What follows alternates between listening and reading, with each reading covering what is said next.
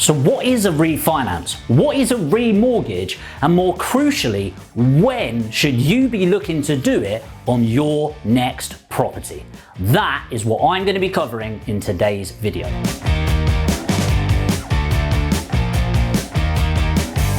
Okay, so put simply, a refinance, or what you might hear in property is remortgaging, is simply the replacement or renegotiation of current debt terms. Now, the reason it's called a remortgage, or you might hear refi every now and then, is because it's of an existing mortgage or debt on your property. So let's go through an example here. Now, these are the numbers that most people think they're going to get. So let's say we've got this property. We're going to purchase this for £80,000. Now, this £80,000 purchase price is going to be broken down into two parts typically. Usually when you buy property, it's with a mortgage and a deposit, okay? Normally it's 75% loan to value. What that means is 75% of that value, a bank will lend you the money, which is 60,000, 75% of 80. So we'll put mortgage there, okay? Which means there's a £20,000 deposit. So I'll put debt there. Still with me? Adds to 80,000 there. Let's say on top of that, what we're going to do is put in 20 grand into this property. So this is going to be your legals, your stamp duty, and a refurbishment to maximize the value of this property. So we're going to add in another 20,000 of costs. So we're adding up there 60 plus the 20, which is making up the purchase price, plus the all-in cost of 20,000, that adds up to £100,000. Now, this is what most people think happens. Hey, I've added that value. So now the new value of the property is going to be higher, right? Well, yes, that is the idea of it. But a lot of people think it'll be something like this. So we then send out a new surveyor. It can be with the same lending company, same mortgage company, or a new mortgage company. And what they'll do is they'll send out a new valuer to look at what they think the property is now worth today. Let's say it's 130 grand. So now they will give you a new loan based on that new value. Okay, great. So let's stick with the 75% loan to value. So 75% of the new value of 130,000 is 97,500. So you've got £97,500 back. Amazing, right? Well, yeah. So what happens with this 97,500? Well, it pays you back. But before that, it pays back the original mortgage. So remember, we had a mortgage on there of 60,000. Now, when you do a remortgage, you've got your old mortgage. The new mortgage money comes in, the 97,500. The first 60,000 pays back the old mortgage and that disappears. So now you have one mortgage on there and you owe 97,500.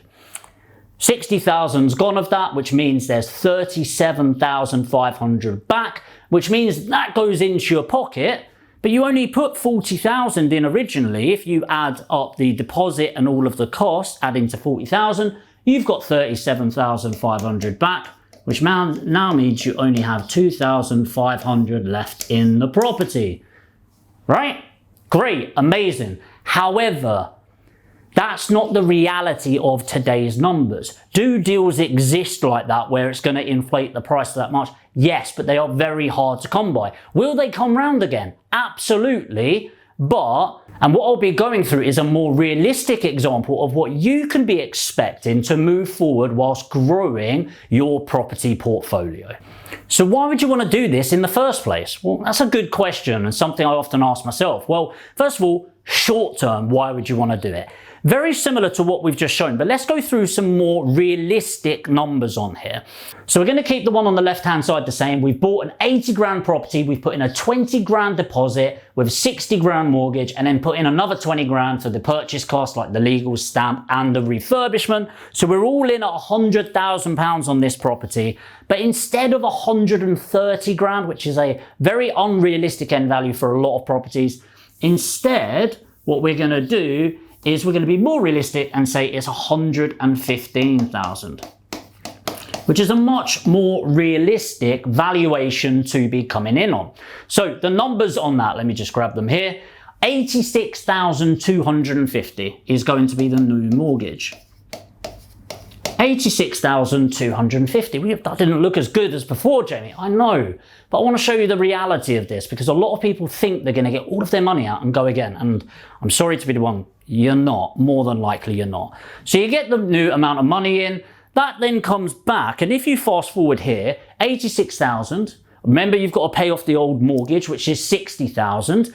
After paying back that mortgage, you've still got 86,250 minus the 60, 26,250.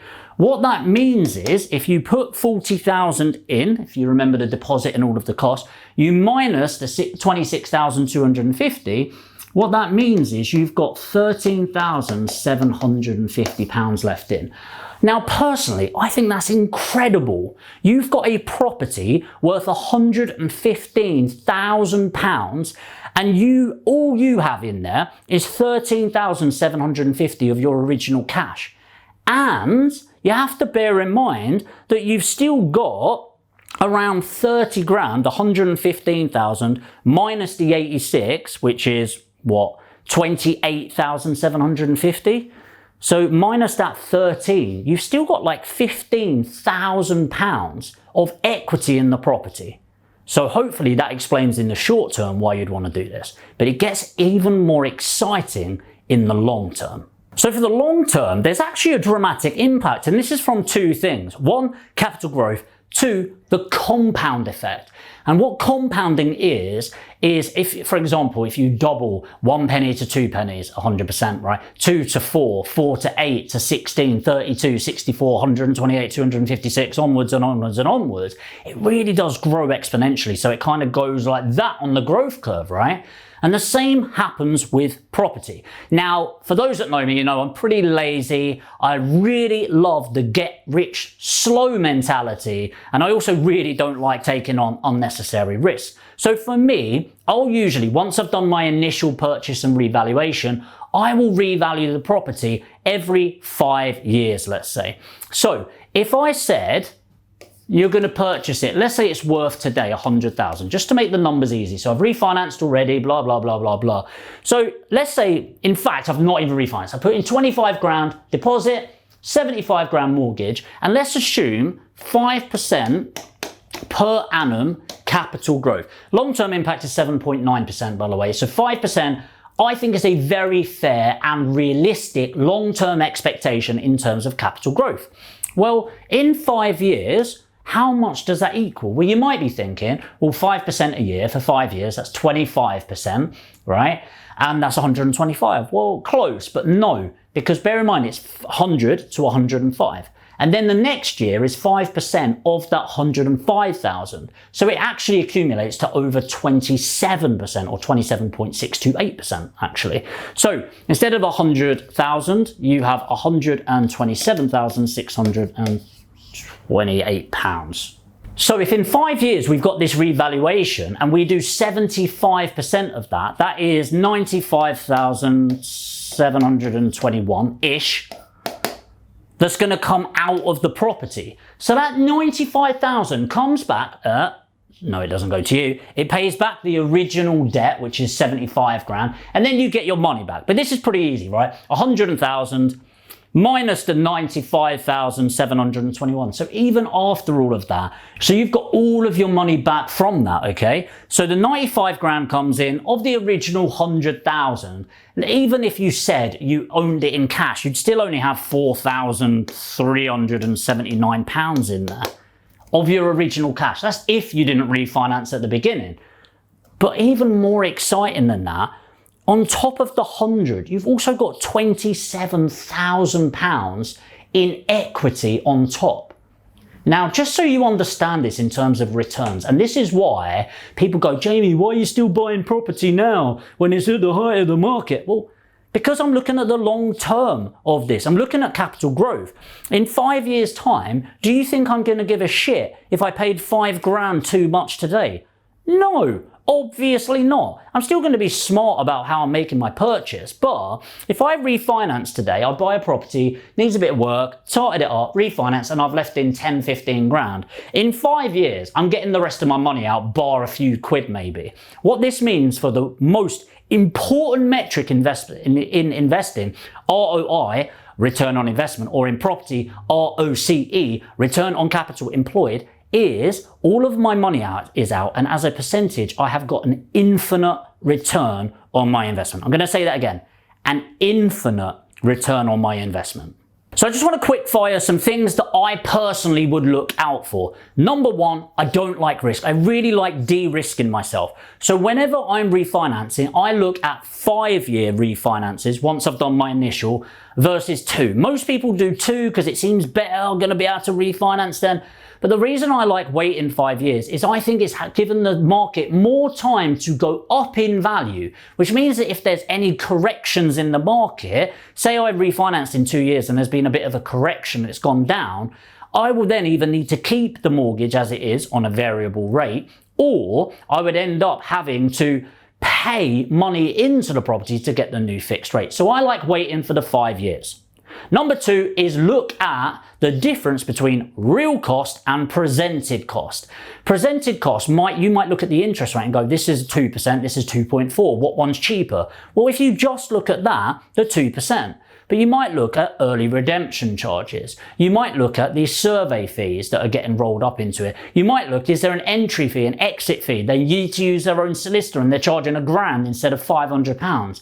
Instead of just looking at the interest rate, make sure you're looking at the overall impact, which gives you the real cost of the actual impact of this. Now, long term, people will go, oh, a 2-year gets, let me just make this up, 2% interest rate, whereas a 5-year fixed is 4% interest rate. Well, it's like, yeah, but when you go in 2 years for another refinance, you need another survey going out, another set of legals, you're risking the impact. Is it going to be that different?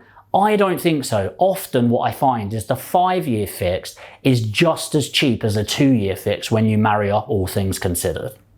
The final thing that a lot of people don't ask themselves is, do you need the money for something?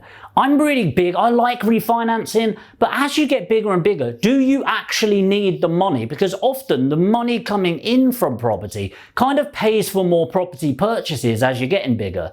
So a lot of people obsess with, make sure you refinance, leverage as much as you can. Well, yes, I get the concept of leveraging as much as possible at the start because you can take more risk, you want to be more aggressive. But for me, just because I can do something doesn't mean I should do something. So for me, I'll wait a minimum of 5 years. Do I need the money? What are the rates like right now? Will I just let it sit on a variable? Depends where we're at. But I'll only refinance to pull money out if I actually have a use for it. Because yes, mortgage is one of the cheapest financing routes out there right now, and so get the cheap money, right? And can you make it work hard for you? But unless I have a need, then I'm not interested. My long-term aim is to have them going longer and longer. So the bigger my portfolio goes, I'll be doing 5-year fixes, 10-year fixes, and getting that fixed rate as long as I can negotiate good terms, with my overall aim to have a huge portfolio, around 1,000 properties in my portfolio at 50% equity, 50% debt. So it's slow, it's steady, it's boring, it's vanilla, it's buy-to-let. But that's just my thoughts, okay? What I'm interested in is, what's your game plan? What's your battle plan? Let me know in the comments right now. And if you got value from this video, I'd really appreciate it if you can just smash the like button, hit the subscribe and the notification bell. And of course, I'll see you in the next video.